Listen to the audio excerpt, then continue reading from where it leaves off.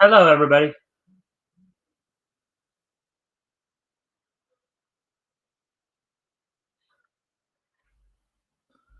All right.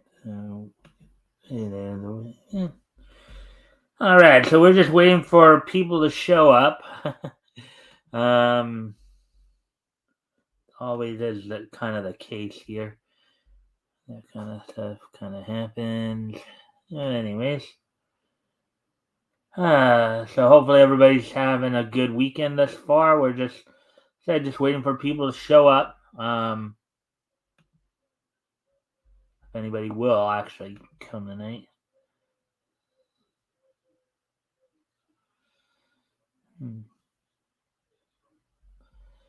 Here I can send some reminders out to see if anybody.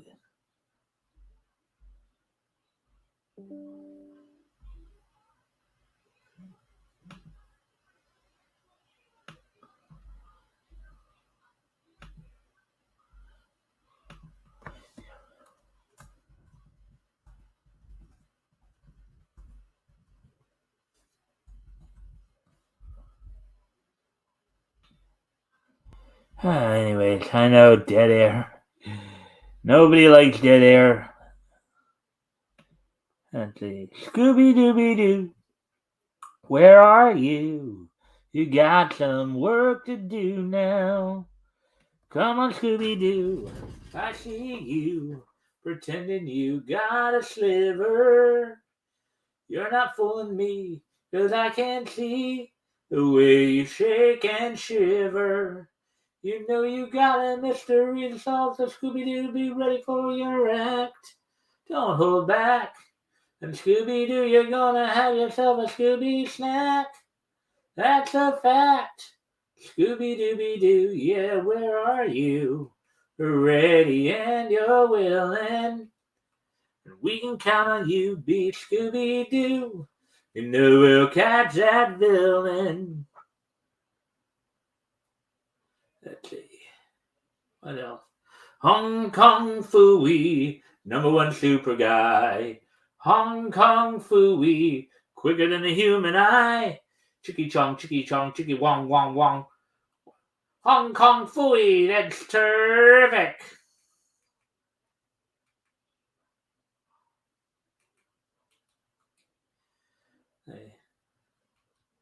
Brave star, brave star, brave star, brave star.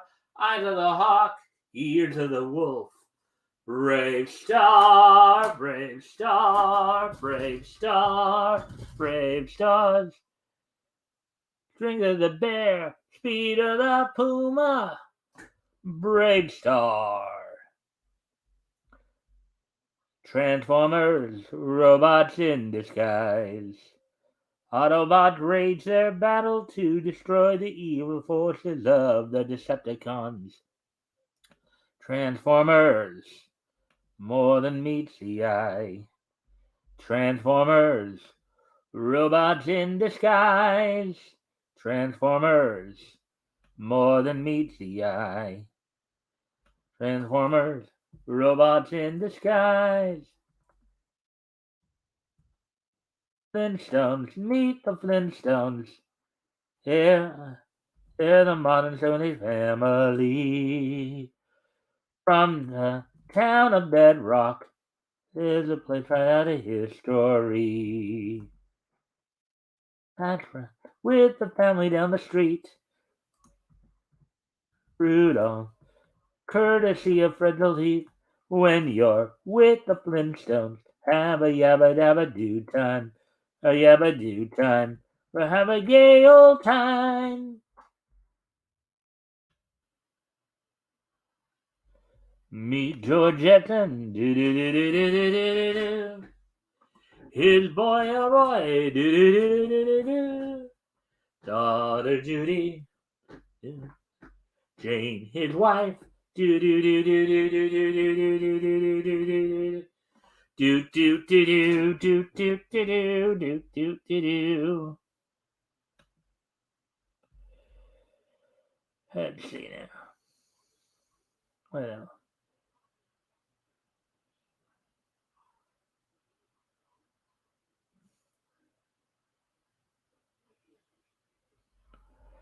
ah, they're dashing, they're daring, courageous and caring, faithful and friendly with stories to share.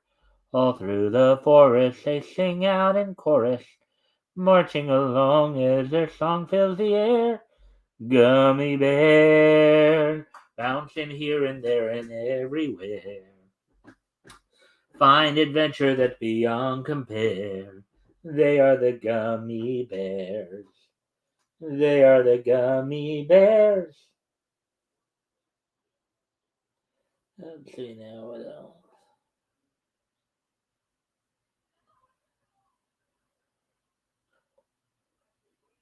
Let's see. When Captain America throws his mighty shield, all those who oppose his shield must yield. In the red and the white and the blue it comes true when Captain America throws his mighty shield.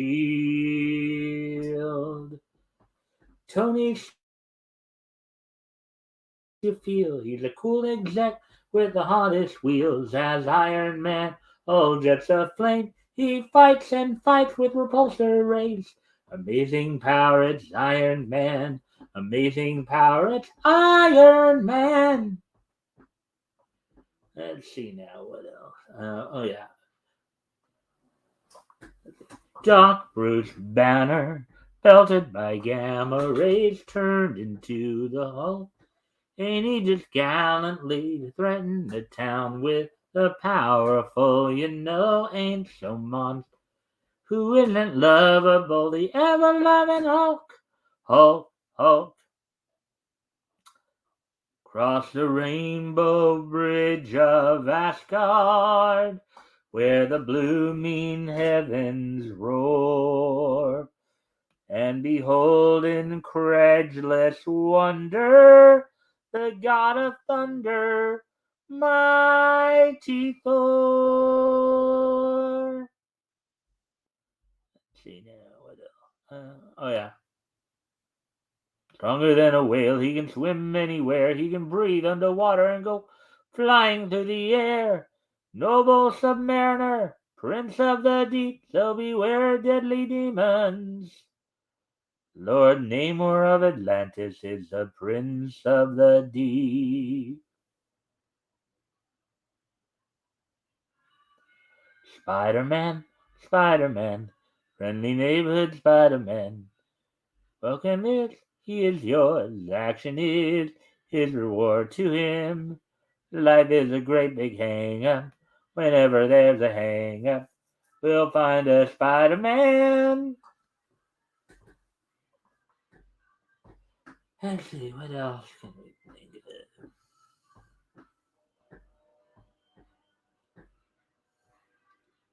of? Scooby-Dooby-Doo, looking for you.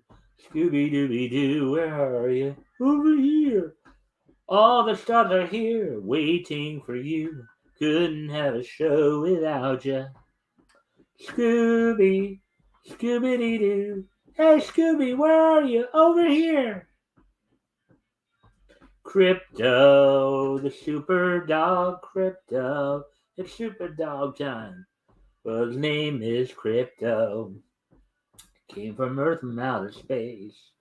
And his name is Crypto. He's super smart and super brave, yes. Crypto, the super dog, Crypto. Up, and away, Crypto, the super dog. He's a super dog, got super smile, got super powers. Up, and away, Crypto, the super dog, Crypto. Up and away, Crypto. The super dog, he's a super dog. Got super smile, got super powers. Up and away, Crypto. The super dog, Crypto. Well, his name is Crypto. He came from Earth and outer space. and his name is Crypto. He's super smart and super brave, yeah. Crypto, the super dog, Crypto. Up and away, Crypto, the super dog. He's a super dog.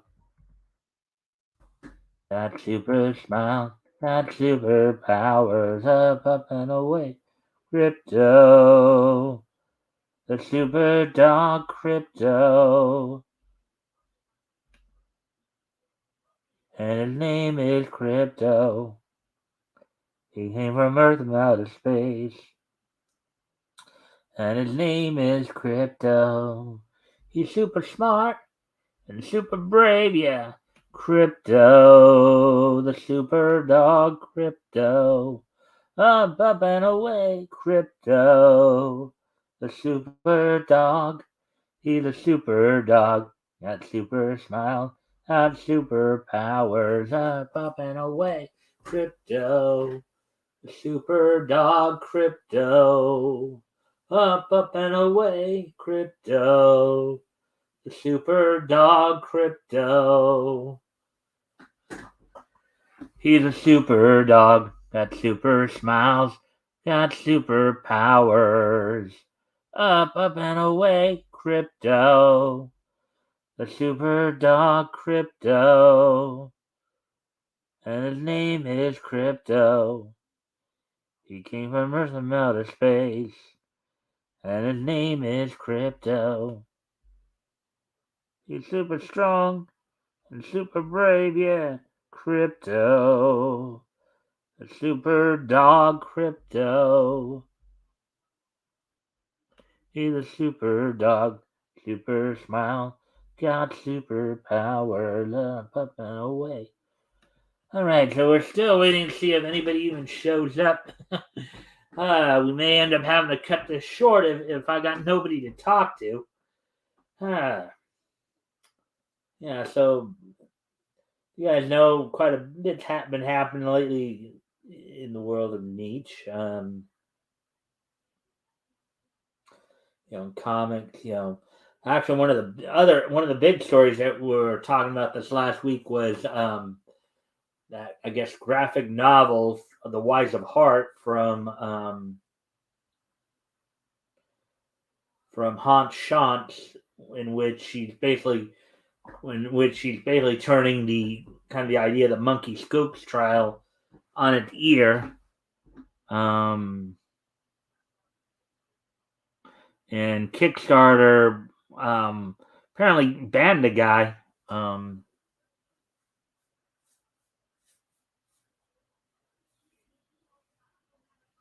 hmm. Apparently shut his campaign down, so he's got it over on GoFundMe.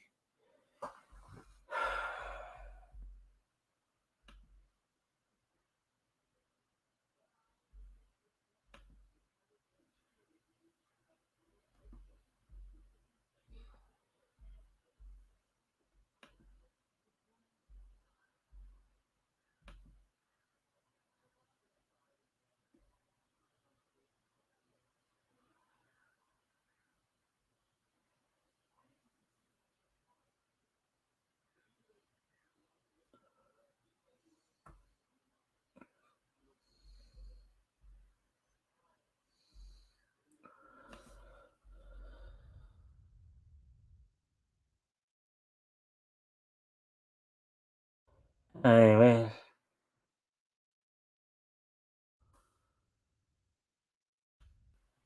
there we are. Hey, Hey, Rick. sorry I'm late. I was watching a movie and I lost track of time. Well, I'm glad you finally got in here because I was thinking I was gonna have to probably cut it short because nobody was here. Yeah, yeah. Well, like I said, I looked up, saw that it was like 8:10. And it's like, oh crap, I'm supposed to be on the show with Mike. Well, I'm glad you got here because nobody's shown up within probably the next few by like half hour into the show, I probably was going to start to just shut down because you know if Yeah, nobody was going to be here, there would have been no point in me trying to push on because the whole big part of this is the discussion aspect of it, and if I yeah, don't have anybody to discuss anything with, kind of kills the idea. pointless. Yeah, I mean, um, did you watch this past Friday's show? No, didn't. I don't know Oh, why I didn't, but I didn't. oh. Oh, I think I was watching Young Sheldon. You know what? Watching Young Sheldon. Oh, okay. Well, you know what I'm talking about, right? Art when I had RJ on, I know Yeah, that Tim and Metal dropped in, but yeah. So how's your weekend going? pretty good. I'm just sharing this out right now. All right. Hopefully that'll get some people by. Well, at least to come and watch, at least, right? Yeah, Yes, if you can like and share the stream, of course, that would really help out quite a bit. yeah. Um, yeah, I think I spent about the first, I don't know, 10, 15 minutes singing old cartoon tunes. Well, we're only 16 minutes in. I got here 10 minutes, 2 minutes, 2 or 3 minutes ago. So Yeah, it was probably about the first 10 minutes that you did that. yeah. Well, I had to figure out something to do since nobody was here yet. Yeah, yeah, I did see you on obvious, and I did see you and tried to respond to you on Rex when I was on Rex's show earlier. yeah. I Before. saw that and heard. Yeah, like I said, I just got watching a movie that on Pureflix, which is a Christian version of Netflix, Okay. and it's just there's about 10 more minutes of the movie or 5 more minutes or whatever. But it's like, okay, I gotta come here, do this. I'll watch it later. But part of Well, the it's movie was good good, thing and you then got in here because again, if you hadn't shown up, if I hadn't had anybody show up by the half hour mark, I would probably just start shooting out. Probably would just gone into the yeah, into the this day in each history segment or this week in each history segment, just yeah, and I probably would have been bought even if I watched the last little bit. I probably would have been here before then, but it's yeah, better that I'm here the earlier. But yeah, yeah. So unfortunately, the movie that I was watching, it got to a certain point in the plot hole, the stuff that happened in it, you just had to. It was too much. I was complaining about it because you really had to suspend your disbelief. You know, really a yeah, lot. you really go after stuff when you see big plot holes. That you do seem to that does seem to get to you a bit more because we Yeah. talked about it Well, quite a bit even when we've read stuff when you co-hosted with me. yeah. Well, heck, they were at this cabin. Some people. I won't say their plane crashed, but they had to do an Hmm. emergency landing. They ended up finding this ranger cabin that they knew was there, but Hmm. nobody's attending it. Hmm. It ends up getting on fire, Hmm. and like there's woods all around it, and this thing catches fire. It's burning up. They end up leaving it because there's like some wolves around. Hmm. They get away from the wolves. They get on this ATV that's in the garage, but you would expect the fire that's happening at this Hmm. ranger station, especially uncontrolled or whatever, to Hmm. suddenly engulf the ranger station and then light the forest on fire. Never happened. Yeah. And then there was a whole bunch more things. Did you like the stream already? Yeah, I did. Because I'm looking over at my Yeah, my I see YouTube. two. Yeah, So it should say for me it should say three because there's usually because I liked it of course when I created it, so it should say three now if you liked it as well because usually during the stream YouTube will add a like to it yeah, for sometimes the they do, sometimes they don't. It's hard to tell. yeah. So um yeah, but anyways, Yeah, I know I know Metal will probably be getting ready to move soon here because we're now on the 28th. Yeah. So he may or may not be here tonight. I was actually gonna want to talk to him about something if he showed up. Well, also, obviously I was hoping Terry would show up because I have him still scheduled for this Friday to co-host, and since I didn't have much contact with him of late, he has, I'm a little. Well, he was on Chris's on thing, dude. Did you seriously not hit like and subscribe? I've already subscribed for a while, and I hit the like. Joshua, Joshua Hughes is here. Is Whenever, he one? Is he one? Is he one of your guys? yes, he is. Okay, he's one of your guys who gives you a little bit of a hard time. Yeah, he's a good guy though. He's a All good right. natured troll. Yeah. Did you ring the bell? I'm not sure whether I've got the bell rung for here. Usually see all this stuff in the thing. Do I have the bell rung? Well, yeah. It should be lit up if you are subscribed. The bell is basically Uh, when you subscribe. That's what they call it. Ring the bell because that means that yeah, you're subscribed. I have to go to your actual YouTube page or whatever you want to call it to see whether I got the bell rung. No, I'm just subscribed. There. I think probably the only reason I didn't ring the bell is I know when you're usually on, so Yeah. I know where to look for you. So, Yeah.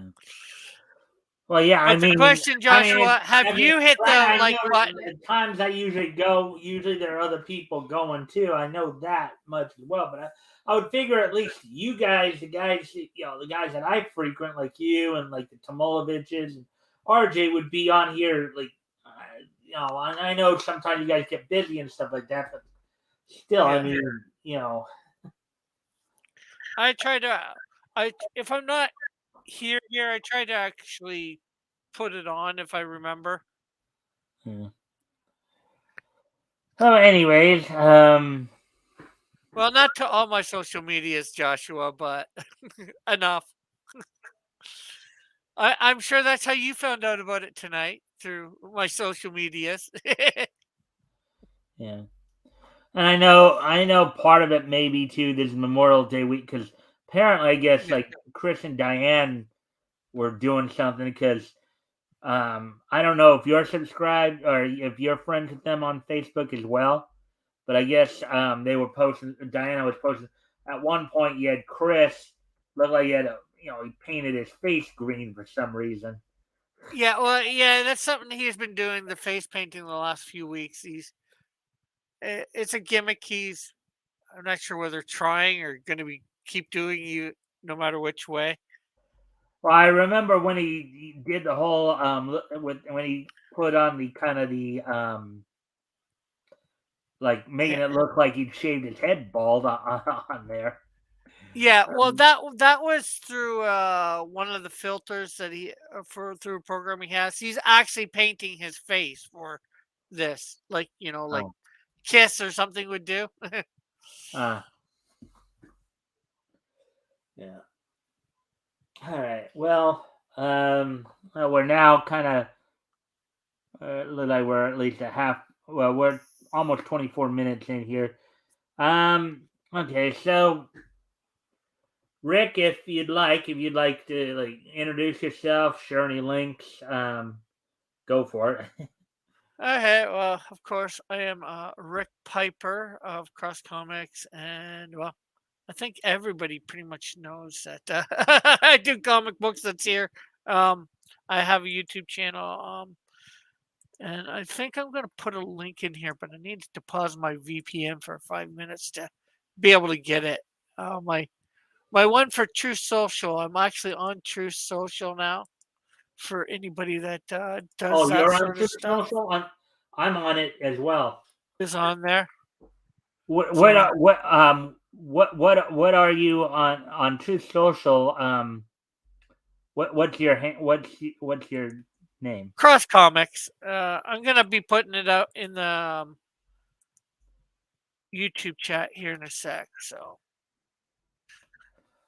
Because I'm on there as well. at the moment, I've got 2 followers. Yay! Although one is Marsupial Gamer. You probably don't know who that is, but somebody else has followed me that I have no idea who they are. Oh, True Social. I'm sure you know this, Joshua. It's Trump's the Twitter type thing that Trump made. all right. Oh, you put it in because I can put it in the back chat if it's easier for you. yeah. But Well, I just now followed you, so now you have 3 followers. yay! So, Oh, you rate? I see the reason when I try to type it in because you have it all put in there as one word. I take it you're Raven Crow 75 then, Um, or are you somebody else? no, yeah, I mean, let me see. Yeah, hold on a sec. Let me just. Yeah, I think I am. I think I am under. Let me see. Yeah, Raven Crow 75. That's my. That's my thing. So one follower. You know what? I'm gonna quickly put this on True Social too. Okay, so that's done. There we go. Yeah. So. All right. So now at least we. Oh, you was asking what's Truth Social. Basically, Yeah, it's Trump's answer to Twitter. Basically, is what it comes down to. yeah. Truth Social is Trump's answer to Twitter. Twitter. So I guess that's Do probably people use that site? Uh, somewhat. Well, I'd say a lot of conservatives use it. I'm not sure. Probably Twitter's still more popular, obviously, but hmm. I know a lot of people have been started using it. It's Yeah. easier. It's easier to get seen a little bit, especially if you're Joshua. He says you have Raven in your username. Hail Raven! Oh yeah, Because I do because Raven, Raven Crow, you know, taking elements of like, you know, of a raven and a crow. If you remember like the movie The Crow, yeah, yeah, aspects of that, and also a raven is very similar. So Raven yeah. Crow can be. Well, as you probably, I'm not sure whether you know, there is something called the Cult of Raven through Comicsgate. Although Um, a lot, I think all of them, if not most of them, if not all of them, were or are Comicsgate. Basically, um, again, somebody that you probably don't know of, a girl named Pope Fire. Um, she really liked Starfire, and then a bunch of people just to troll her created the Cult of Raven uh, to well, say, 'cause they liked Raven's Raven another better. Teen The Titan. choice between Raven or Starfire. Yeah, what you're trying to tell me is people are starting kind of a Raven Starfire rivalry, like similar to let's say a Roy Mustang Edward Elric rivalry in Full Yeah, Metal Alchemist. I Yeah. guess so. I don't get your reference exactly, but I'll Full agree. Metal Alchemist is a Well, I know what Full Metal Alchemist is, but I don't know the stuff in okay. it So, that so much. basically, within the fandom of Full Metal Alchemist, there were like 2 major fan groups. Okay, um, one that's devoted to Edward Elric called the Risen Bull Rangers, named after the hometown of Edward Elric in the show. And of course, a lot of these are Vic Mignogna fans who were into him and into his characters. And then and I don't know what the other group, what the name of the other group, but they were a group devoted to Roy Mustang and Roy Mustang's English voice actor Travis Willingham. and there was always some kind of like playful rivalry between the two groups. So um, Yeah. yeah, so anyways, so one of the things I was gonna talk a little bit about this week. There was when we had more people here, but I don't know if we're gonna get many more people or not. So I guess we can Yeah. kind of start it up a little bit here. So there is this graphic novel coming out called "The Wise of Heart." I don't know if you'd heard about that, Rick. I don't know. It might sound vaguely familiar, but I'm not It's 100% from a sure. guy named Hans Schantz. Basically, what it's about, essentially, okay, so you remember the Scopes monkey trial, right? Yeah. So the guy who wrote this book, it's a graphic novel, um, and of course, Bounding into Comics didn't follow up with that, I guess, as of yet, but Yeah. I'm gonna, as I can find it here, I'm gonna reference, but this guy, what he did with this particular graphic novel was that he took you know how a lot of states are mandating the teaching of of gender affirmation and all that. Yeah. Or Well, this doing the guy opposite, demandating it, or mandating that it's not taught. mandating the teaching that there's more than one gender, that you can't just teach the actual biological truth. There's only two genders, male and female. Yeah. You know, um, well, if you remember the Scopes monkey trial, of course, that was all over Yeah. the teaching of evolution in school, and Yeah. so And well, the thing is, if you watch the movie, you get one interpretation which is completely false because I think in the movie, I've never watched it, but from what I heard, the evolutionists are supposed to win, but in the actual reality, they didn't win. yeah. The um, actual court case that it's based on, they did not win. yeah. Well, anyway, so this graphic novel called The Wise of Heart basically is taking that same idea and applying it to the LGBTQIA plus arguments of whether or not The there's more alphabet, than, the yeah, alphabet community. whether or not, you know, well, and so I pulled up the article here, so I guess we can go ahead and uh, this is from the Now I covered this the other day, and then since I guess so initially he had his book being funded on Kickstarter, and then Kickstarter dropped it, so he's now Yeah, over on Indiegogo. Now Bleeding Fool hasn't done the follow up yet, and it's on um, Fund My Comics, now isn't it? huh It's on Fund My Comics, isn't it? yeah, it's on Now, Fund My Comics now. yeah, I was on there today or yesterday and saw it. Actually, I think it's now the second largest. There's actually a campaign on there that reached over $100,000 Yeah, on Fund My so Comic, let me see. Let me pull up the article, um, the which is a showcase. parody on the Wizard of Oz. Yeah. So this kind of we'll go over this article here. So this is actually Chris Braley's interview, the Independent Comics Showcase, about initially about the, just so I'm not bumbling around my words here in terms of um. So welcome back to this is from Wednesday. So welcome back to another installment of Indie Comics Showcase, the weekly blog where we signal boost in fact, you were featured on one of these a while back as well, Rick. I remember Yeah, covering that article. Boost a few truly independent comics that are currently crowdfunding their projects, crowdsourcing their funding in some way, or just simply self-publishing on their own.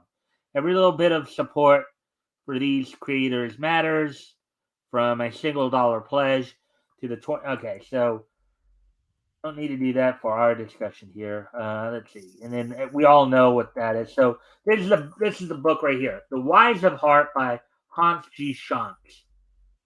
See the signals there. You see, they it look like they kind of beat him up a little bit because these glasses are kind of knocked off a little bit there. Got a rainbow Yeah, gag, a rainbow tape gag on him. yeah, All right, so here's some of the interview here. Chris Braley, welcome to the weekly indie comic showcase. Hans, tell our readers your elevator pitch for the Wise of Heart. And then Hans Schantz reply here, and as I and of course, as always, Rick, feel free to comment yeah, or ask questions as we go through yeah. this. If And anything what I'm touches. going to do too for people right now, if they want to, I went over to Fund My Comics and I got the link. Hey, Yeah. Timothy. Hey Tim. Hello. Hey How you Tim. We're doing?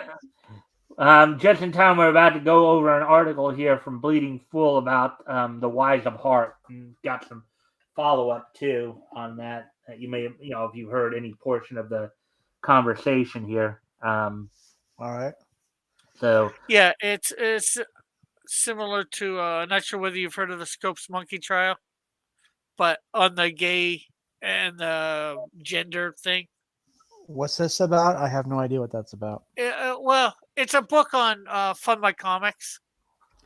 Oh, yeah, I think I saw something like that. Why is the it Wise of hard? Heart. You heard a little bit about that? I think I saw. Um, Right now, it's the second most funded book on there. There's actually a book over $100,000 I mean, like just the hat. Wait, what?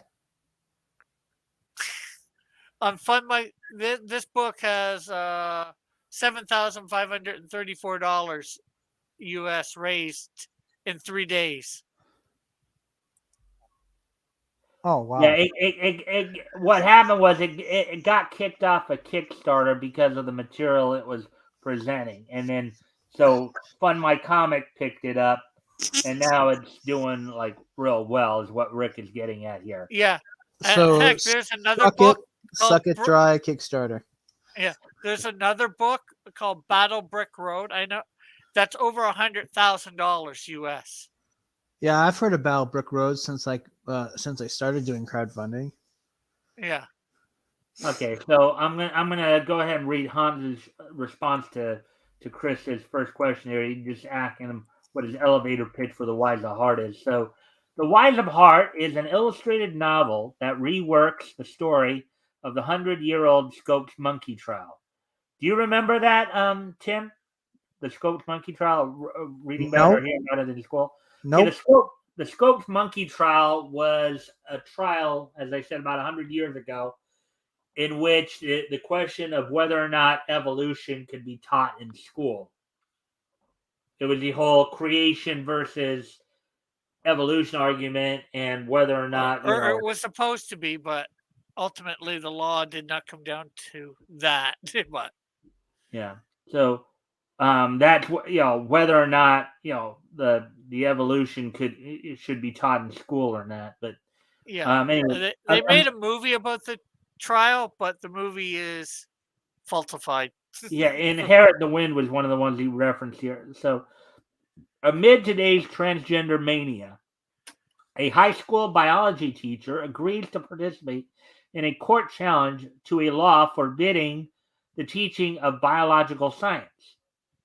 In The Wise of Heart, the law isn't forbidding evolution, as in the original Scopes trial, but rather the teaching of the biology of sex determination in defiance of a state mandate for gender affirmation. The result is a deft and devastating satire that flips the script on the original Scopes trial, as depicted in movies like Inherit the Wind. Yeah, which, as we said, the movie is actually falsified. In reality, the evolutionists lost that trial, but in the movie they have them winning. Huh. Okay. The Wise of Heart includes about 250 pages of text with 15 black and white line drawings. So here's the cover of the book. And you notice what they have on the cover there? So the guy is basically being manhandled there. It kind of looks like he's been kind of beat up a little bit because you can see his glasses are offset. Like somebody just got their glasses knocked off of their face. And he's got a rainbow tape gag over his mouth. A modern day reimagining of the Scoped Monkey Trail. So Chris asks, tell me your inspiration for telling this story. Hans, the inspiration from the story came from watching Inherit the Wind. I realized the Scopes trial would make a great story if set in the present day, featuring a high school biology teacher caught up in the transgender craze, arrested for teaching the facts of biological science in defiance of a state law requiring unquestioning gender affirmation. I turned off the movie and instead I hunted down the transcript for the Scopes trial and started reading. So maybe he came to the same realization that you did, Rick, that Yeah. the movie was presenting it falsely. So, but and here are some of the line drawings here.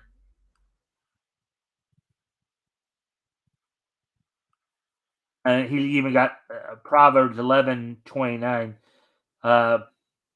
He that troubleth his own house shall inherit the wind, and the fool shall be servant to the wise of heart.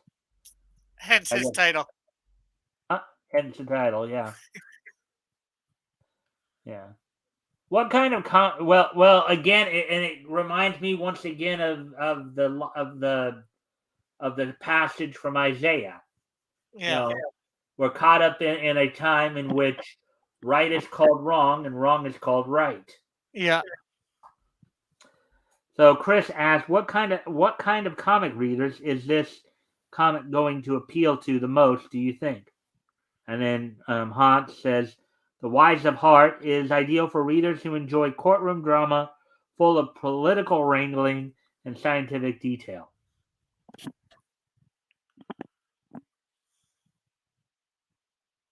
So, and Tim, of course, feel free to comment and or ask questions if anything catches your attention here. So,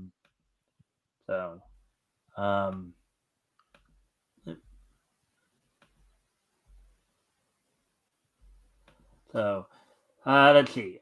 So Chris asks here, how do you like to create your stories, and who helped you tell this one? My style involves extensive research and real world detail, which I weave into my stories. I developed my style across 3 novels. The Wise of Heart is my 4th. I'm a scientist, inventor, and author, and The Wise of Heart is my 4th novel. Yeah, this guy's not coming necessarily from a comic or graphic novel background. This guy's coming more from a novel background, from what I understand. So, prior credits include science fiction, alternate history, techno thriller stories, The Hidden Truth, 15 black and white line drawings from illustrator Elin Chansey, bring the story of the Wise of Heart to life. The story is currently being serialized at Arctoons and Substack. I believe it's supposed to be Arctoons, but Chris then asks, "What have you been learning from self-publishing? What's up after this?" Hans basically replies, "Creating good stories is only half the work. The other half is promoting." All right, so the main part that I wanted to get across was basically the material of the book. That's the part I really wanted to really focus in on. The fact that I guess once of course, once I guess Kickstarter realized what he was going after, they shut him down. He ended up having to go over to fund my comics. So yeah, because they're All right, wait. biased. I didn't have the thing down. You guys did hear me, right? No. I said, except for we all know what's everyone knows what's wrong, and it's only a small minority pretending that what's wrong is what's right. Yeah. Mhm. So it's not like everybody believes that what this whole all this garbage is the right is right. Everybody knows it's wrong. Uh, are you were you saying that in response to when I was pointing out When you, Isaiah? yeah, when you're talking about that verse, I was like, except for we all know it's wrong, or else there wouldn't be any outrage. Yeah. Well, unfortunately the outrage is by only the few that will stand. Unfortunately, most probably you're right. Probably most do know the right and wrong of it, but most unfortunately just they don't care enough to make noise. Well, how do you know they don't care enough to make noise? I mean, some people don't do anything because what am I going to do about it? Yeah, well, okay, maybe they feel them making noise isn't going to do anything. I mean, you did. However you want to say it, they're not making any noise about it I when they mean, see other people making hmm noise. and you didn't see that. Was it that one Antifa teacher? And then the next day there was like I think a bunch. There was like some kind of public meeting, and all the parents came in and said, "Fire this guy," and Yeah, they fired him. yeah, Mhm. So people yeah, are doing things. It's just that people aren't doing things as much as you'd like them to. yeah. Well, I'm not saying nobody's doing anything. Right. Well, it I'm did. just I saying mean, 'cause too many we had a people very are yeah. complacent, and probably me too. And we're Well, not doing anything. We're not really speaking up. Like we probably should be. Yeah, I say a little bit of stuff on my channel here and there. But I'm not out well, I mean, there's protesting or only so whatever. much that you can do. There's only so much you can do Yeah, without going to extremes, if you know what I mean. yeah, You know. yeah. And you also have to pick your battles for your and all that. And everybody that is different. I can agree to that. I'm just And saying. yeah, and obviously you haven't read any articles coming out about, like, for instance, Montana just, I think they banned something. They banned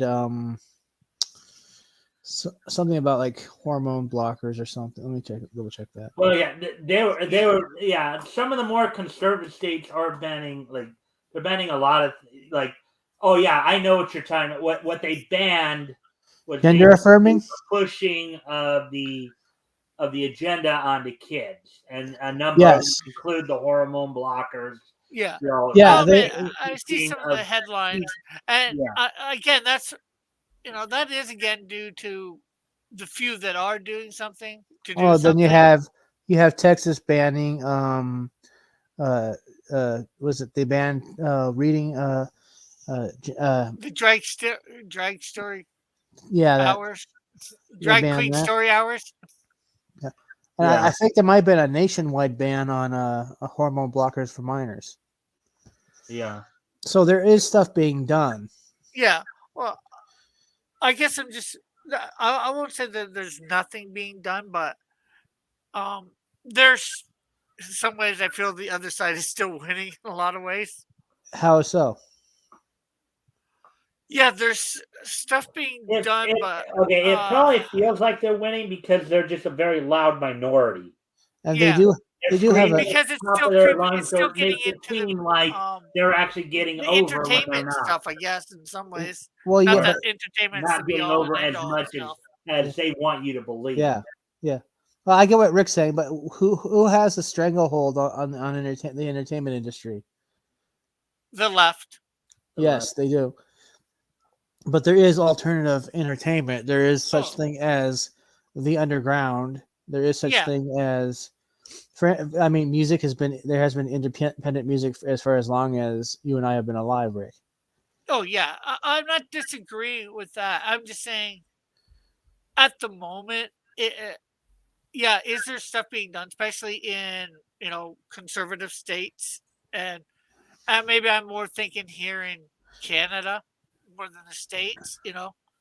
Yeah, uh, you know, yeah, yeah, I see stuff from your and our province of Alberta is doing a little bit. I'm not sure how much, but there's a lot of crap going on here in that sense. yeah. So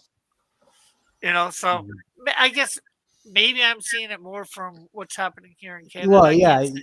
yeah. You're seeing things from from Canada, from the Canadian side of things, Yeah.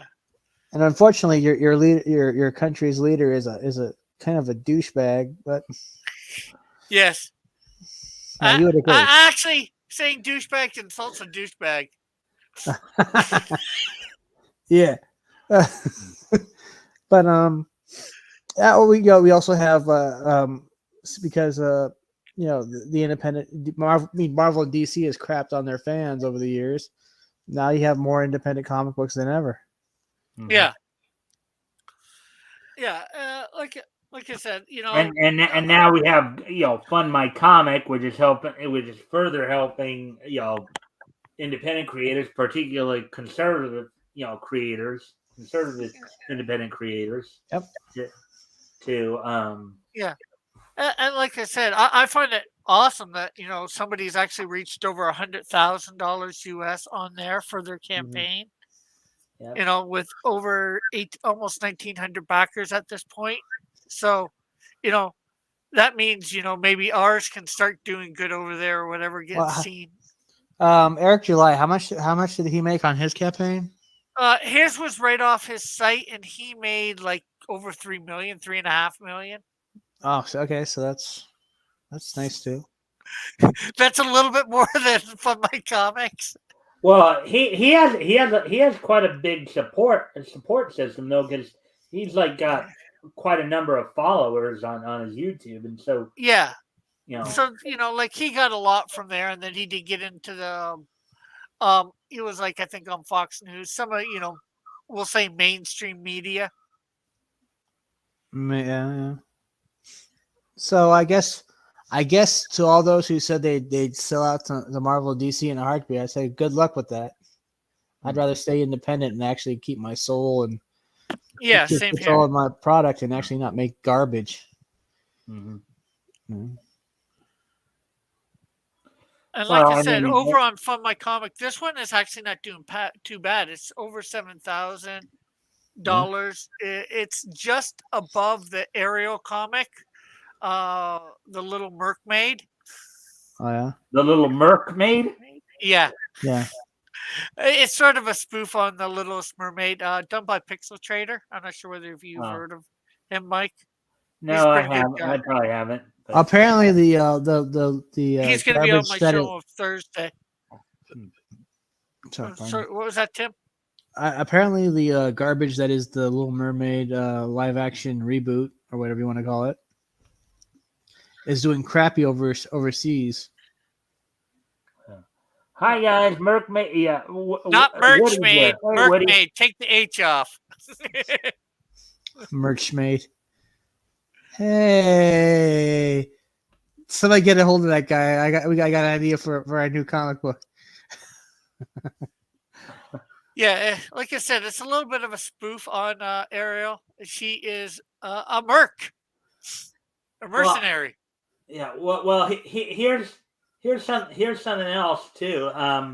One of the other articles I covered this past week.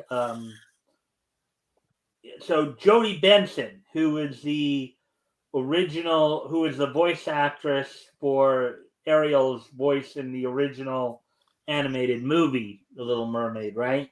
Yeah. Apparently, she has come out in support of the changes they made to, The Little Mermaid, claiming that people need to change their views and all that. Yeah. Well, she can kiss my ass. Yeah. Well, see, unfortunately, they're not changing. See, people are against this because it's trying to change history. Because this, I forget Wait, who wrote the uh, Little Mermaid or the Littlest wasn't it Mermaid, the was original. wasn't it like Han Christian Anderson or something? I think so, but I could be wrong. You know, but again, it was originally from somewhere in Europe, I believe. Yeah. You know, And also, she didn't even have a name in the original story. It was just the Little Mermaid. Try to write that down on an application. Little Mermaid.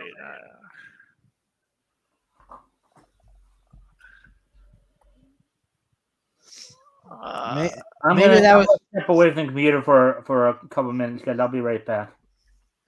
yeah, it was a fairy tale by Hans Christian Andersen, first published in 1837. Maybe And they have. I guess there was even illustrations back then. And they have her, being white. So she is most likely Danish. Because she's written by a Danish writer. I guess she could be something other than that, but it would be something nearby, I would yeah. assume. Well, obviously Hans was not very was less creative with names than I am, because like literally her name's just the Littlest Mermaid, and Yeah, the well, that's prince. the title of the book. I don't think he ends up coming out with, like you said, no name in the actual No, her thing. late name was literally the Little Mermaid. Uh, Disney came up with the Ariel name. yeah. Uh, yeah. So, how's your campaign doing on Fund My Comic? Really? I got the one thing I got in $17. Okay, you got to push it harder, buddy. Yeah, unfortunately, I was on a bunch of people's for it, because it's just the one that was on Indiegogo to begin with. So, Uh, I don't, I haven't been around pushing it anywhere. I'm probably gonna take it off soon and just put everything on thing. I might do, uh, hopefully by the end of June, I might be ready. I might be putting everything on Kickstarter, because I'm gonna be doing the reprint of um the first Canadian Shield, but with the new artwork, I shouldn't say new, tweaked artwork and so, coloring. so you're using Kickstarter. Yeah, uh, I don't know whether I'll get anywhere. It's bigger for people at the moment. Yeah, I So know. I know that it was just a certain person was making a stink about Kickstarter and all that. And who, EVS? no, you know him very well. Dillard? Yeah. I was like, what is this guy tripping about? Oh, I can get it, but Yeah, I just So Woody's saying there was a 50s musical based on the life work of Hans Christian Andersen. Yeah. cool. So Dillard was going off on Kickstarter. yeah. I agree. Of late, there seem to be a lot of people going off on Kickstarter. I kind of agree with Luke Stone. I mean, you should use any platform possible. I mean, how else are you going to get your thing out there if you use just one platform? Yeah. You know, you're limiting what you can do. Yeah. You're limiting your possible audience. I But mean, I get it. If one platform don't want you, you have another platform to go to. yeah. Well, that's what I was thinking. Is like, well, if you want to be honest, both Indiegogo and Kickstarter are being kind of shifty. Yeah. Indiegogo wasn't at first, but now they're big and famous, so they think they can stump all over the people that helped them get there. Yeah. Apparently, there's another crowdfunding site in the works or something like that. Yeah, I know EVS was thinking of doing one a while back. I'm not sure what's come of that, or him and some other people. Luke Stone's now got his, so hopefully maybe EVS goes over there. Some of the other bigger names, to draw more people over there, so other people start looking. But like I said, with that one that's got over 100,000 and almost 1,900 people, you know, So Woody was saying I can still hear the chorus in my head 60 years later from that musical he was just talking about. So, what did you guys read on Friday? Well, we read from the books that went on sale in October 1939 from Fox Features Syndicate. We primarily focused on Fantastic Comics #1, Volume 1, which included the features of Samson, Biblical Stardust, Samson or I'll tell you in a moment here. Let me just get Okay. through the Stardust, the Super Wizard, um, Golden Knight, um, Is he Captain Kidd, related to the Dark Knight? Captain Kidd, an aviator hero, not to be confused with the pirate, and Blue Beetle. Well, we read Blue Beetle from Mystery Men comics as well. But Samson. Now, this Samson that Fox created, Fox feature syndicate featured in their book in Fantastic Comics. This Samson was said to actually be a descendant of the biblical Samson. Oh, okay. And more or less all the same powers and the same weaknesses. Basically, he had like super strength, vulnerability, all that good stuff, and of course would become weak if his hair was cut off. So, Yeah. and then Stardust, the Super Wizard, was in a way he had some of the base powers of like Superman, but also had some other interesting powers. He was actually an alien who came to Earth to fight crime from another part of the galaxy or what have you. Golden Knight was a crusader. Let's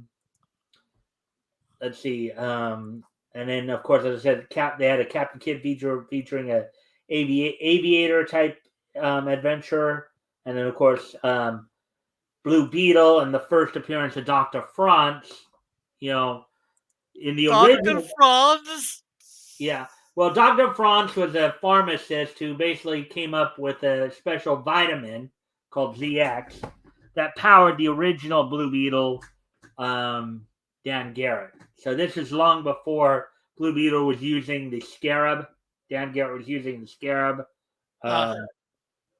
When Blue Beetle was originally conceived, originally he was conceived like a lot of the pulp heroes back then, where he's wearing basically the business suit and the fedora, and then eventually he started taking the ZX vitamin that would give him all of his powers, and then would wear a chainmail type costume. So he was taking drugs Well, if you think about it, there to are a get few. superpowers. There were a few comic book heroes back then who were utilizing some sort of vitamin or something for their superpowers. You know, Yeah, I know. Hour What a Hour great Man's message another to one kids. I thought we were supposed to just say no to drugs. Well, these weren't exactly drugs or illicit drugs. These were Yeah, I know. I'm just teasing or whatever.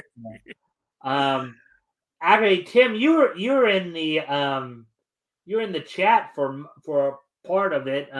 Did you want to give your impressions on what we read from what we were reading? My impressions.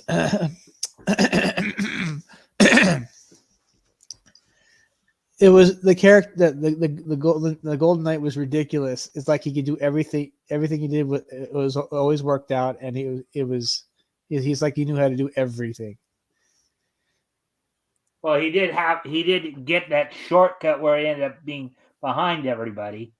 Yeah, but that was the least of his problems. He just shows up and then he saves the day without any problems whatsoever.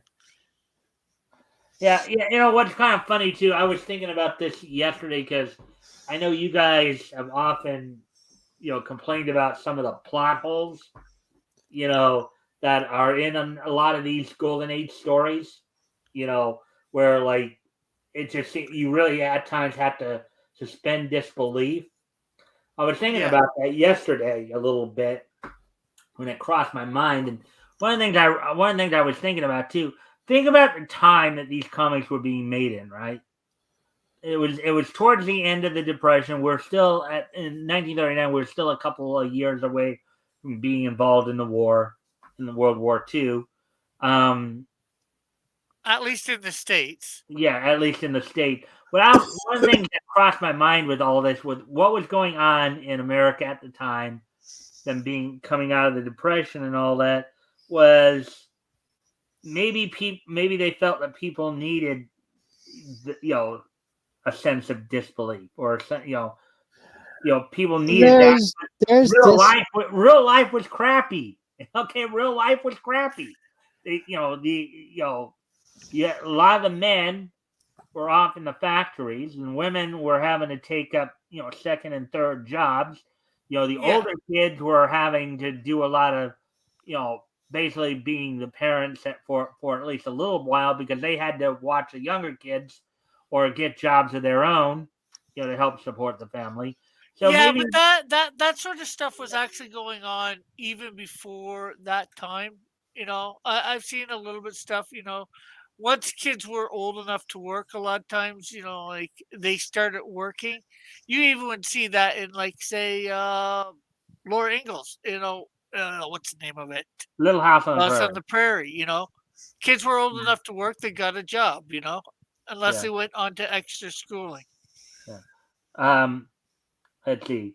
So Woody was saying here, the secret compartment of my ring I fill with an underdog super energy pill. Pre World War II. Yep. Um, I was gonna say there's disbelief, and then there's just ridiculous, Yeah. unrelatable stories. That's usually how I felt about it. It's Well, like, yeah, it's just the the right. I get suspending disbelief, and it can be done, and that's what comics are to do to a degree. You're supposed to be able to suspend your yeah, disbelief a little well, bit. I think comics back then, what they were trying to do with them is they were trying to give people um, a kiss, as it were. well, I Yeah, mean, it's just like but what was it, the '50s where they didn't show parents sharing the same bed. They always had separate beds. Now, do you guys know what say? They were trying to give people a kiss. missed that. I'm not sure whether you froze or I've on my Well, end. no, I had said that maybe one of the things I was thinking too is that maybe the comic book writers felt they need to give people a kiss, but in this case, not kiss as you're thinking though. Um, Yeah. like all caps K period I period S capital S period capital S Keep it period. simple, You stupid. know, yeah, keep it simple, stupid. Well, it was a little too. It was a little too simple. Well, But uh, but if okay, but we traditionally think even though in some respects some of the material that was in these comics too was at times a little bit more mature. yeah, Um, we still tend to think that even these comics were more made for kids than anything else, even yeah. if some of the material was a little bit more mature. So of Yeah, course you're going to probably want to most give. kids wouldn't see the plot holes I see. I can agree to that, Yeah, but I mean, uh, it's either probably one, two, maybe three things. Either it's a very bad writer or a lazy writer, or just and this might fall under the lazy, or a writer just not thinking his well, story through. yeah, And I think. didn't realize they only have so many pages to do stuff in too. So that could be probably part of it too. Think of the cartoons that were coming out at around that same time in the golden age there, the 30s and the 40s too. Those were Yeah, pretty simple too. yeah, And you look at a lot of those older like Looney Tunes and later, of course, MGM cartoons. Look at some of the suspension of belief, suspension of disbelief you have to put up with there too. I yeah. mean, Well, a lot of my stuff with these isn't the suspension of They don't. disbelief. They It's don't, just, Woody. it's more like I think it's the Zatar one. He goes to this world, that he has knows nothing about, and he sides with somebody that he has knows nothing about either side and what's going on really, and he sides with somebody and just because they said, yeah, but how would a kid perceive that though? yeah, That okay, the side that Zatara is on are the good people, and the side that they're going against are the bad people, and the good people are winning yeah, over yeah. or Well, beating the kid, the most bad people. likely, a kid might not do that. Think about that, but it's like, how do you know which side is a good side? You didn't do any research Yeah, for I get what you're or saying. investigation, But here's the and thing I was too. just using that one as uh, uh, Yeah, an that's an obvious example. one. That's a good one to use. That's a good example to use because yeah, as adults and as reasoning creatures as we are, we look at that. And yeah, I mean, he just automatically takes their word for it without really looking into what's going on. Even though I think they did drop some hints, like the idea of some people were being enslaved or whatever, but they didn't really Yeah, say but too how much. does he know It that's was true? like Or are they just these saying people it? are good, these people are bad. The good people are going to beat the bad people, and that. But you have to remember, this is still early. Yeah, They built on this stuff as time was going on too. You know, yeah, I can kind of see how the Marvel age started in the 60s. Was it the 60s? mm-hmm. Was that yeah. when Marvel kind of fully took over and DC? So it was Around just well, in the 60s, 61 or 62, I think they yeah. started creating their characters. But, for that, I don't think it's suspension of disbelief because I can see somebody doing that, just taking somebody's side that without, you know, um, you know, doing an ounce of research. We see that in, journalists nowadays.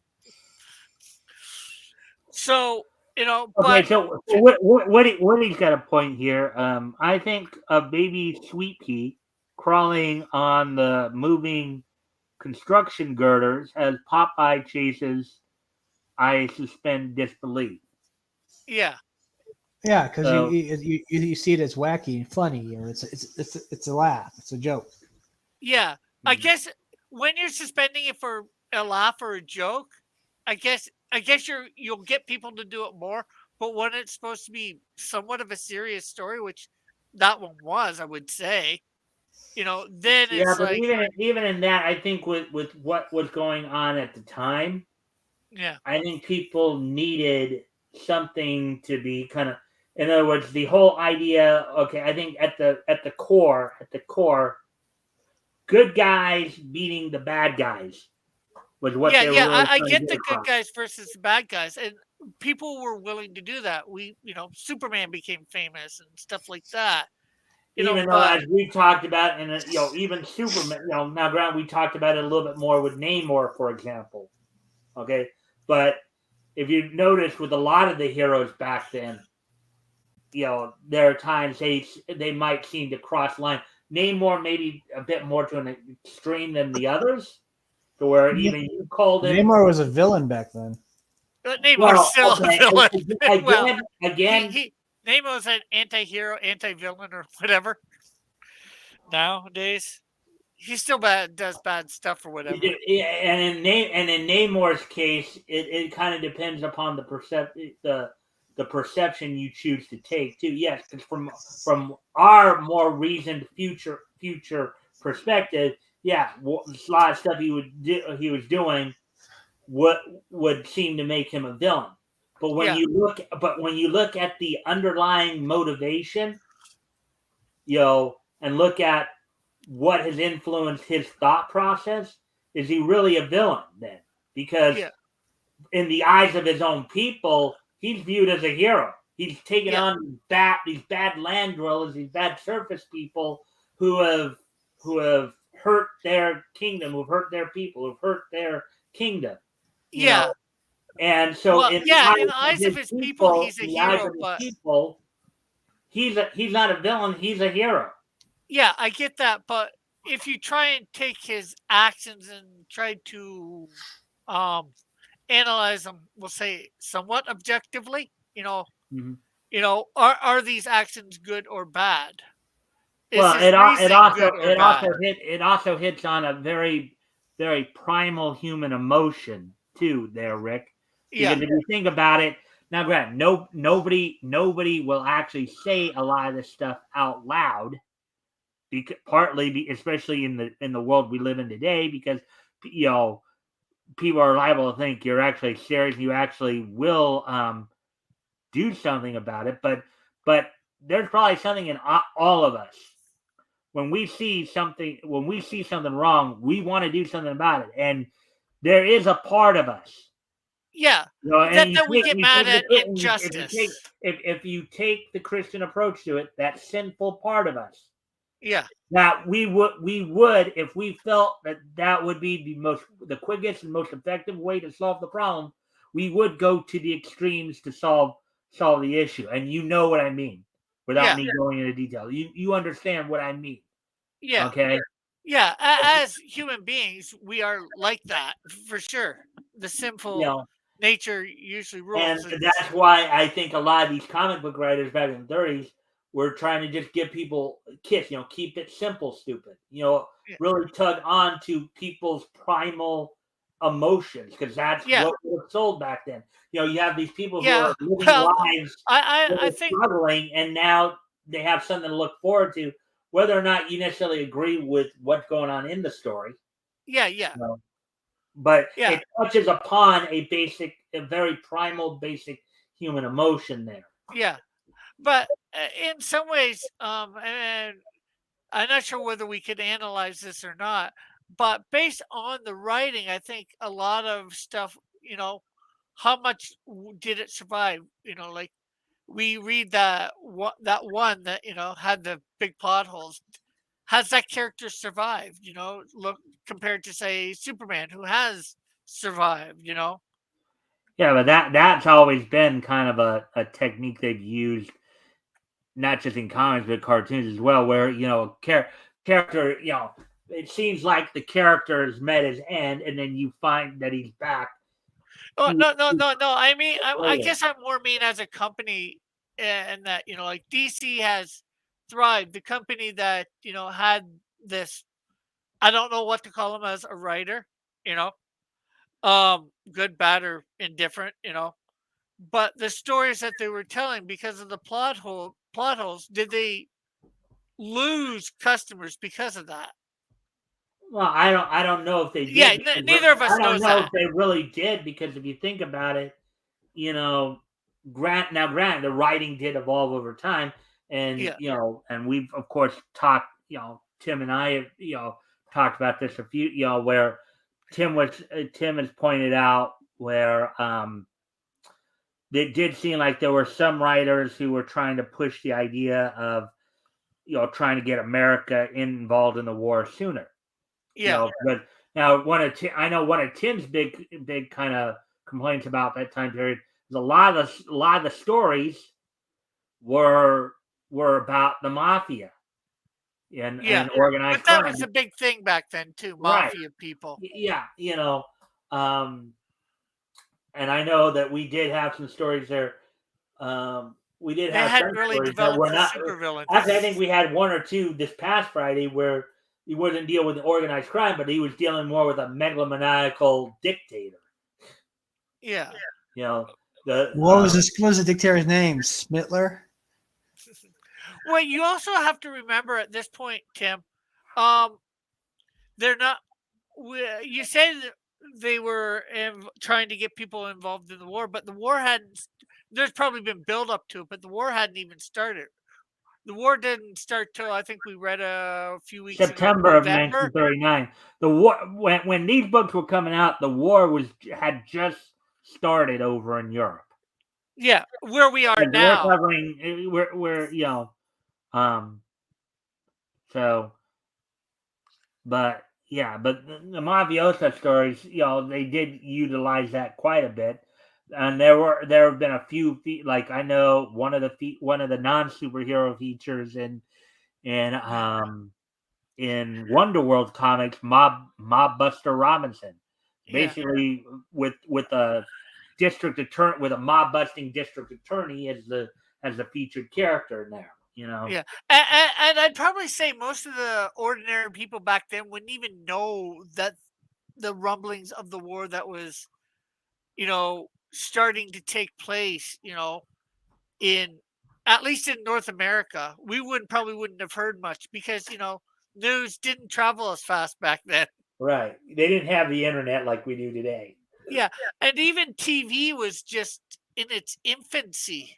Right. I'm not even sure whether there was TV in the normal household, so it would have No, been radio at best. like yeah. In 1939, radio was what TV would become. Everybody in 1939, I think, or just about everybody had radio. You know, Yeah. and So, and then how much of the news from overseas would have been coming in?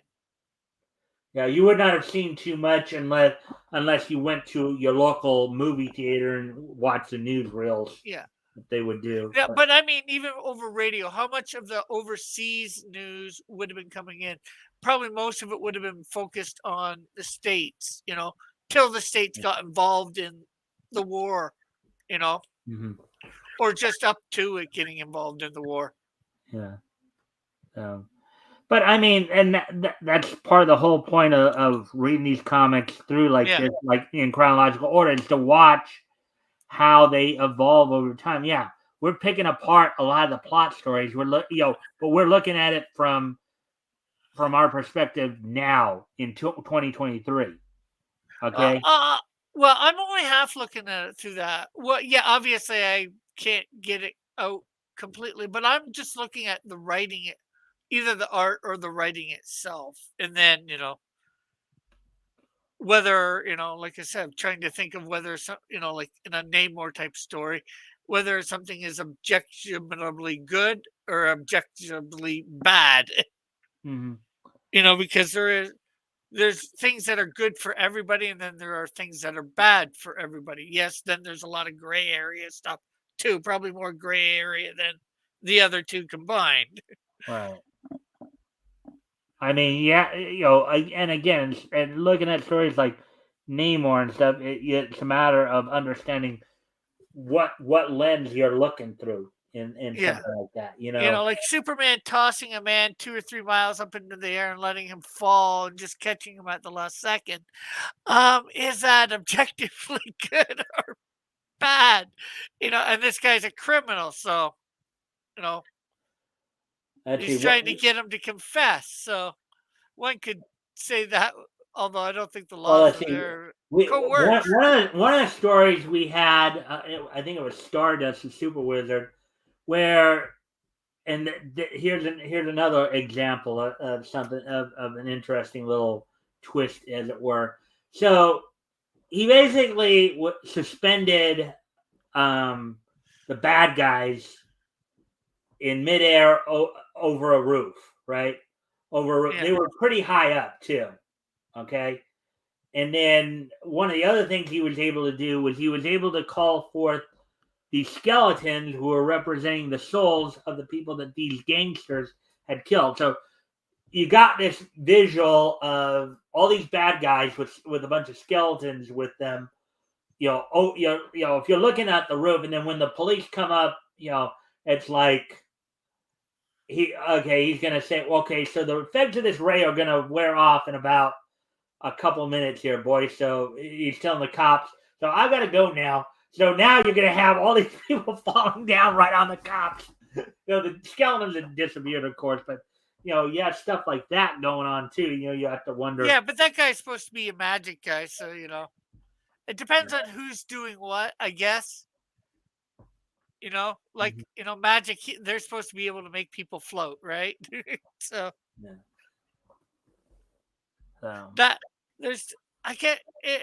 I guess the disbelief is very, or suspending disbelief can depend on the situation.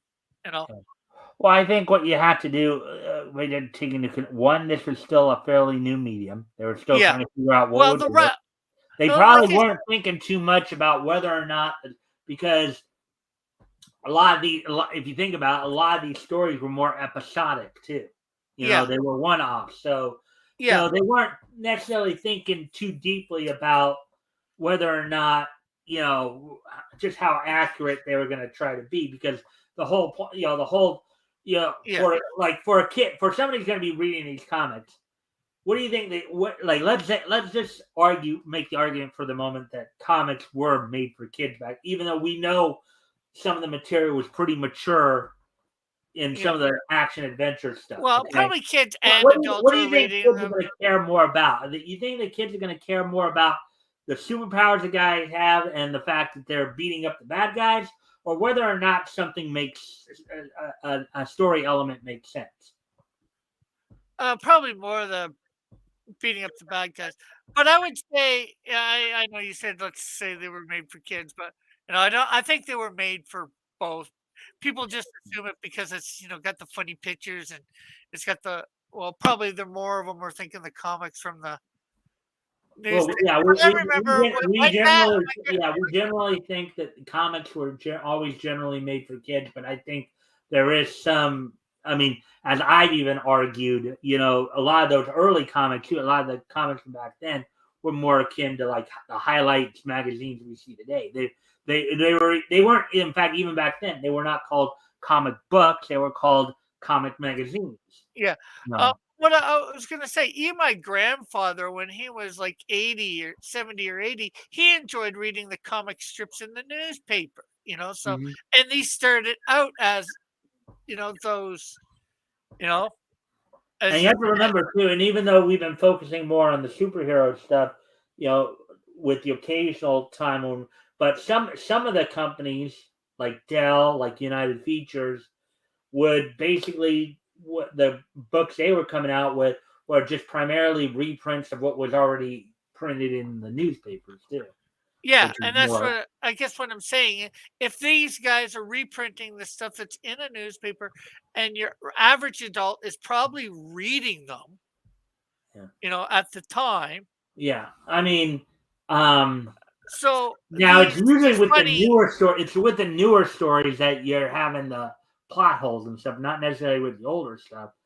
Because yeah, like for because example, Tarzan was a serial, and when they adapted to the comics there. a lot of that stuff, like I'm not, Tarzan, whatever, the small, the ones that are 2 or 3 or maybe a page, they're just supposed to be funny. So Yeah.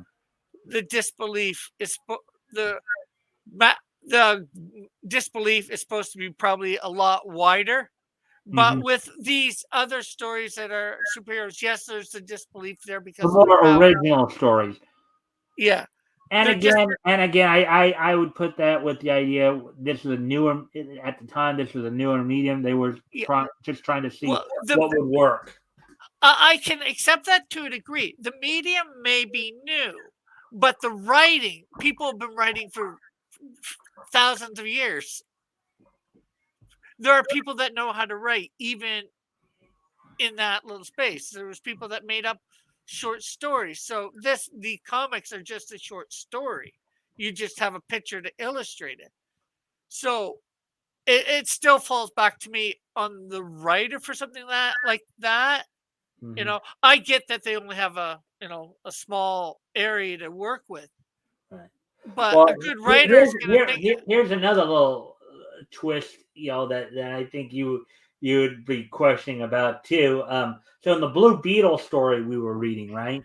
Yeah, So Dan and Dr. Franz had decided to try to disguise Dan as somebody who's a lot older, and so he could get closer to the bad guys.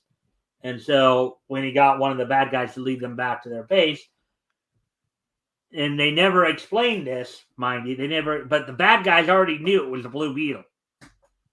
The disguise did not actually work. They somehow, they don't explain how they knew. They knew. It's like, okay, Blue Beetle, stick them up. It's like, yeah. Well, I didn't read the story, so I can't comment, or I didn't right. even listen, so I can't comment too I much don't on know that if Tim story. was still here when we were going over that story or not. You know, He might have something to say about that. But it might be a very good point as you're putting out. What about when they had him in a cell and they said, "We'll come back late tomorrow morning and kill you"? yeah, I know. When we were reading Jungle comics, you mean a couple like a week or Yes. a couple weeks ago? Yeah. They stay right there. We're going to be back in the morning to kill you. Don't try to escape. Yeah, But right. they never said that. But they already got a fire going, like just toss the kid in. I know that sounds mean, but toss the kid in, like you can't escape that way. Problem dealt with. Why wait till the morning to create a fire to get rid of them? Or shoot them, or Now, whatever. the one argument I made is possible that maybe they were going to do something more ritualistic in killing him, but that may have even been a bit of a stretch. But again, that's probably. But then Then again, you put that's a probably guard something you on wouldn't him at necessarily think least. about. It's probably, but you do see that a lot in comics and cartoons of that. It's like, it would be you would think, okay, we're gonna kill him anyways. Let's just kill him right now. But Rather than I must admit that there is a wait to kill trope. him.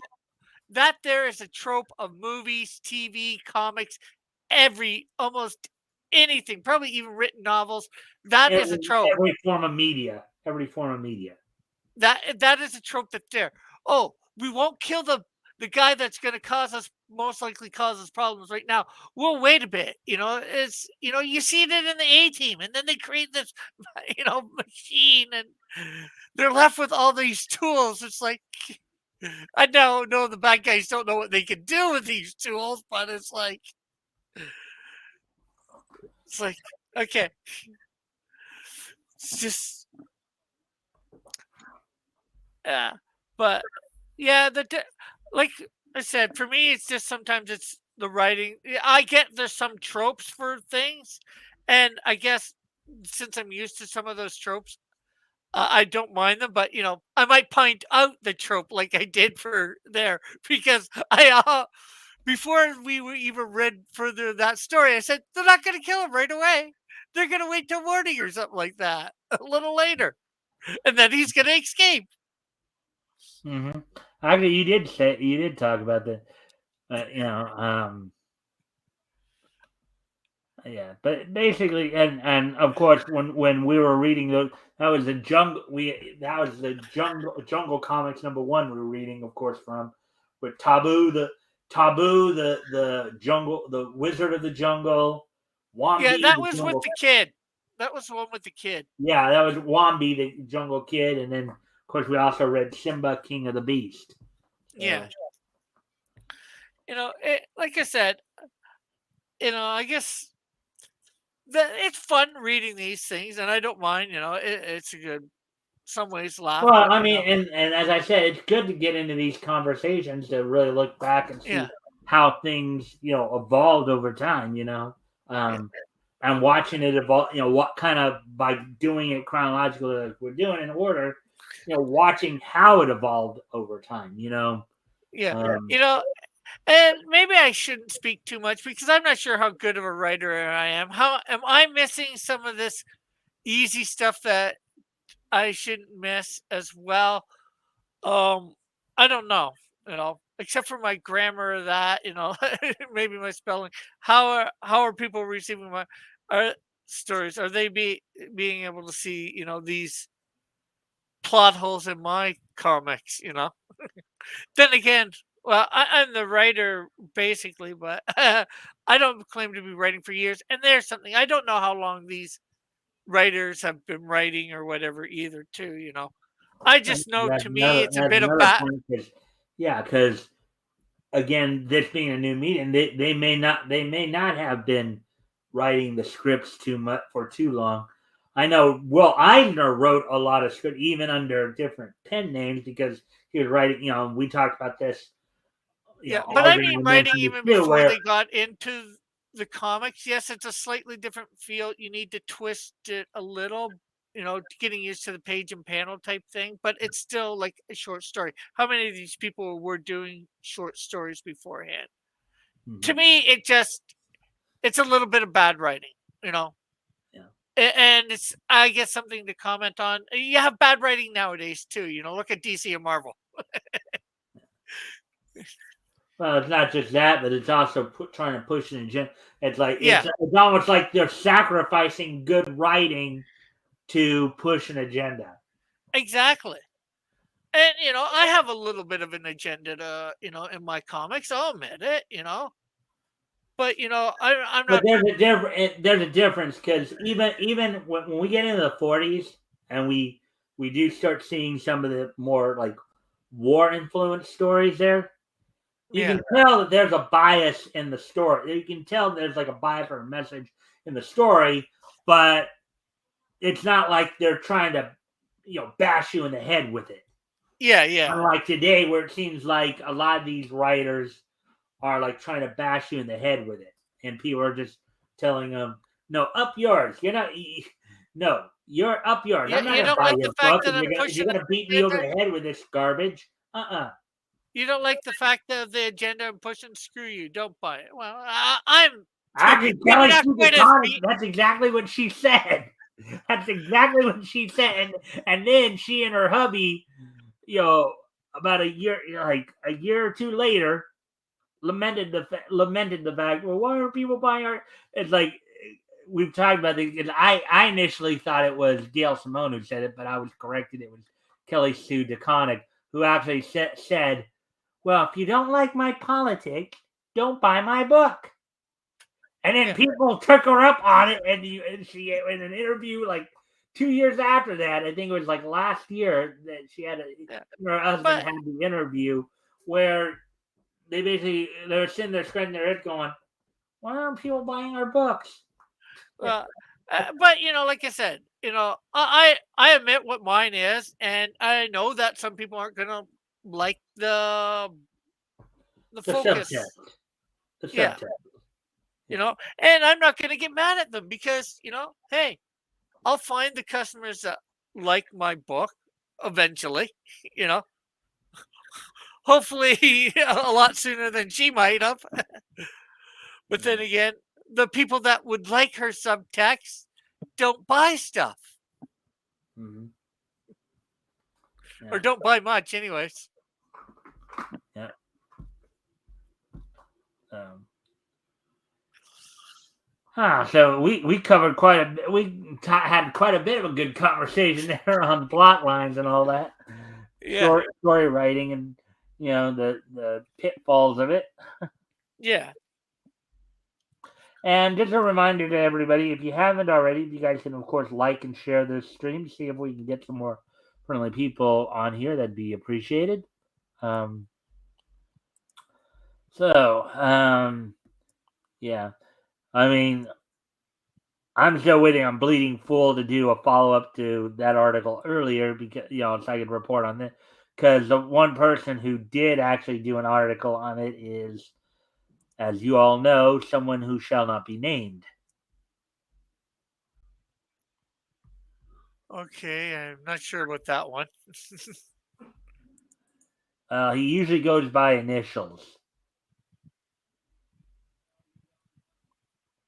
Evie, Um, I don't JDA. think he would be the one not to be named, but Uh, JDA. Not EVS, right?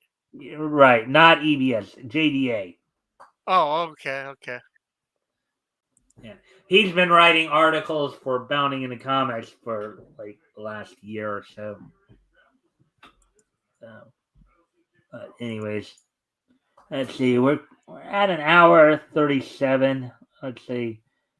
I don't think there was really much else you could talk too much about. I mean, like some of what we were talking about earlier, of course, we were also talking on Rex's 4 o'clock shadow show as well. Yeah. You Let's have see. any last three thoughts on what we were talking about, Tim? No, not really. Pretty much the same stuff. Yeah, It was not a perfect medium, and it was very watered down and basic. yeah, Yeah. Well, yeah, I was starting out, and time evolves, of course. Um, so, anyways, let's see. Yeah, we're coming up on an hour 40. So I think I will start to kind of wrap up here a little bit here because I don't know if there's much else to talk about with not a whole lot of other people here. yeah. All right. So we're gonna start to wrap up here. I'm gonna go ahead and start to finish things up. So today we're in the weekend of May 27th and 28th, 2023. We're gonna go ahead and take a look back at this weekend in Nietzsche history. History. Let me just review a few things real quick here, and then we will get to that. So, all right.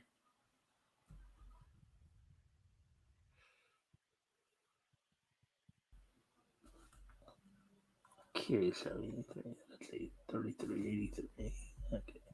All right. So without any further ado, let's take a look back at this weekend in Nietzsche history.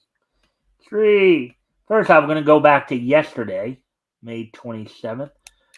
First off, we're going to head back 70 years ago yesterday, back on yesterday's date in 1953, as the 190th issue of Adventure Comics from what was known then as National Comics Publications, what would eventually become known as DC, went on sale on yesterday's date back in 1953. Sold for 10 cents. It was 40 pages.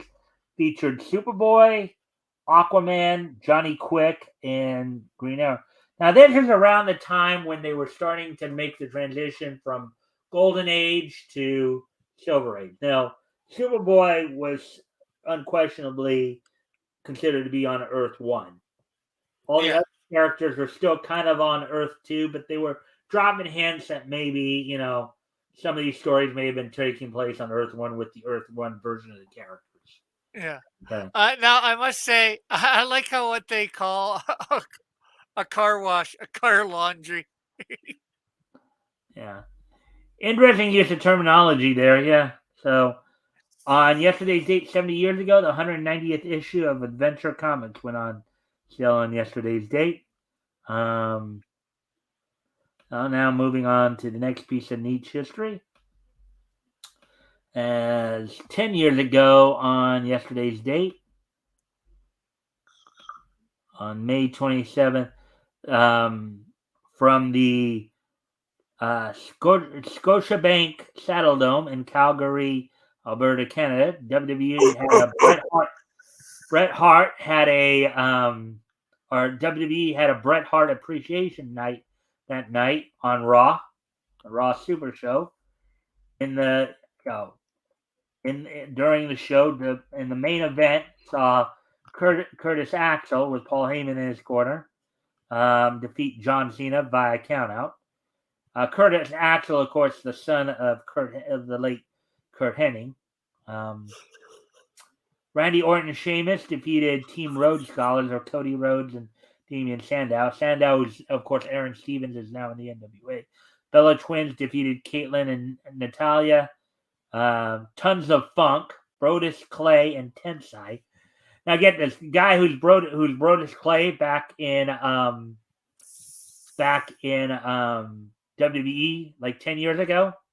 Yeah. That's Tyrus, the Fox News guy who's also a professional wrestler, who's the current NWA World Heavyweight Champion.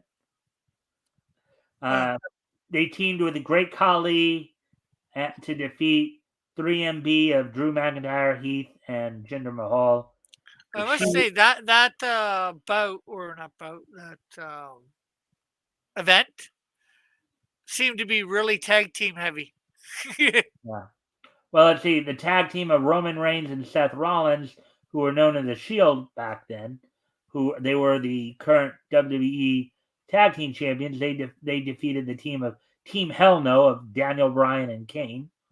Dean Ambrose, who was the United States champion at the time, retained over Kofi Kingston, and in the opening match, Alberto Del Rio defeated Big E Langston.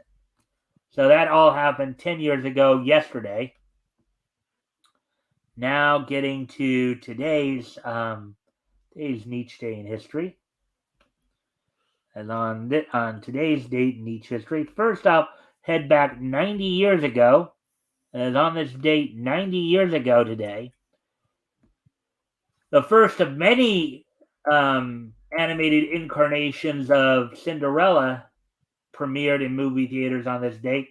This one was an 8-minute animated short produced by Terry Toons. Terry Toons was the company that gave us the Mighty Mouse series later on. But on this date, cool. back in... somebody was about to say something? I just said cool.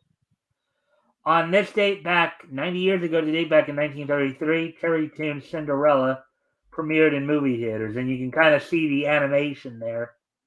Yeah. Back, 90 years ago. Very basic. Mm-hmm. You say something, Tim?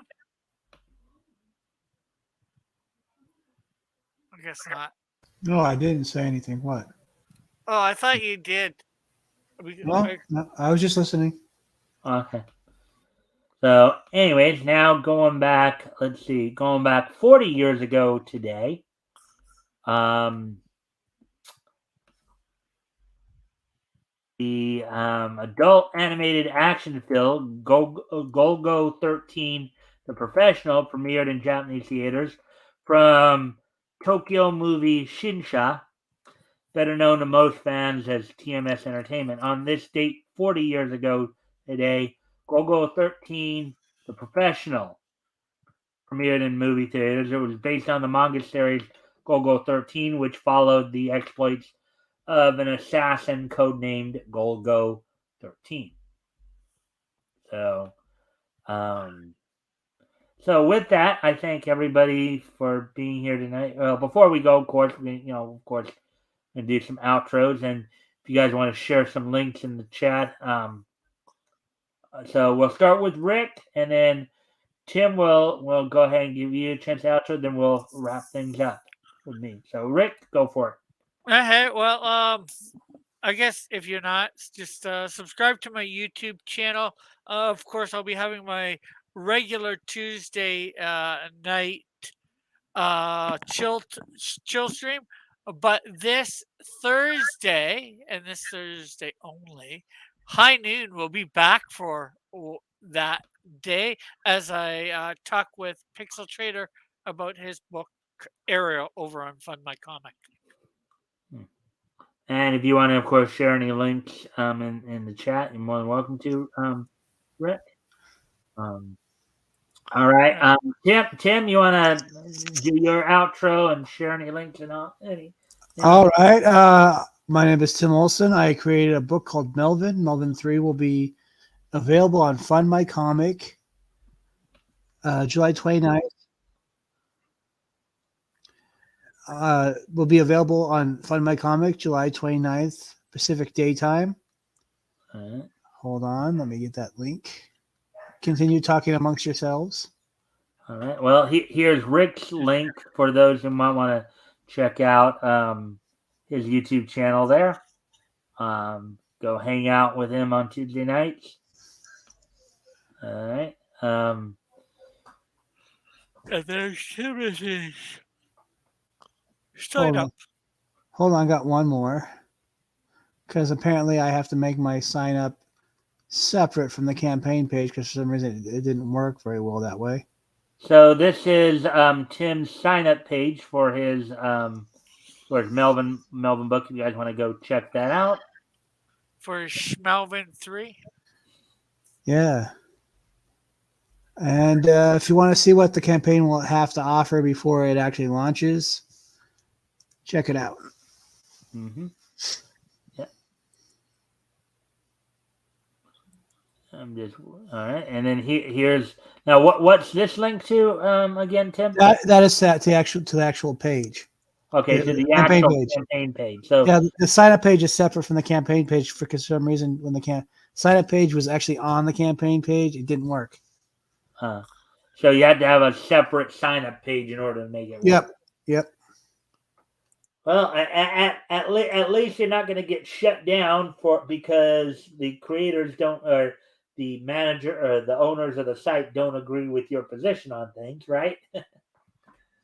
Unlike some other sites we've talked about tonight. Right, Tim? Yes, correct. Yeah. All right. So anyways, so let me just do my little outro and then we'll be done.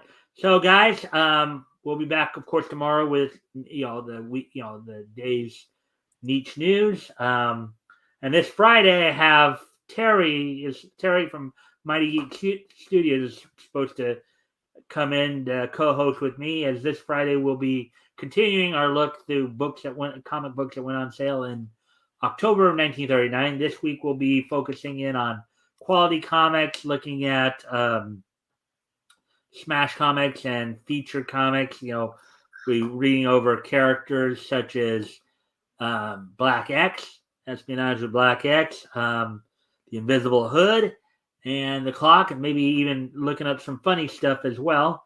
I hope to see everybody back here tomorrow and every night. And with that, I thank everybody for being here tonight. Thank you guys for the likes and shares. Hopefully, we can get some more people in here throughout times. Anyways, I shall bid you all adieu and good night. And hopefully, I'll see everybody back here tomorrow. Bye. Because it's only